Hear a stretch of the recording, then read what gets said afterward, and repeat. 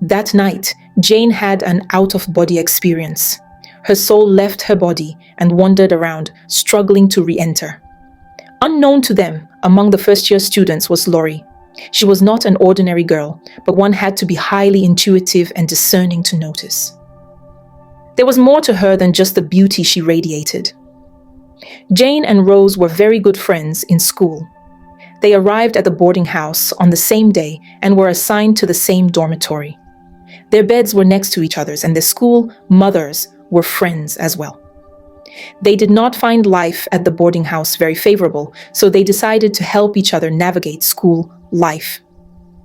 Jane had a dark complexion, short hair, and was of average height, while Rose had light brown skin, was also of average height, and wore beautiful cornrows. She was slimmer in size. They studied together, ate together, fetched water together, and did things like sisters. Coincidentally, they were in the same class as well. Some seniors picked on them and punished them for no apparent reason. However, they accepted it as their fate in the boarding house, and they decided to continue the tradition when they got to their final year.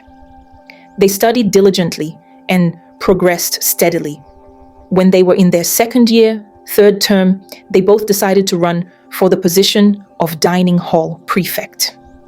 They agreed that whoever won would be supported by the other as deputy dining hall prefect, depending on the outcome of the votes. When I am voted into power as the dining hall prefect, I will make sure that the number of slices of bread given to each student for breakfast will be increased, Rose said as she campaigned in the 2A1 class. Yay! Her fellow students responded with joy and excitement. Rose's promises to her fellow students were practical. She assured those with medical conditions such as allergies that special meals would be provided for them. She also promised that students suffering from joint pain would receive hot water for bathing during the rainy season. Jane wasn't doing badly either, but Rose sounded more convincing. Fortunately for Rose, she was friendlier and more approachable than Jane, so she won the election as dining hall prefect, while Mommy came in second. The margin between them wasn't large, though. At the next day's assembly, the new prefects and their deputies were announced and celebrated. Jane and Rose were very happy to have achieved their goal. They were excited to be moving into a cubicle where prefects stayed.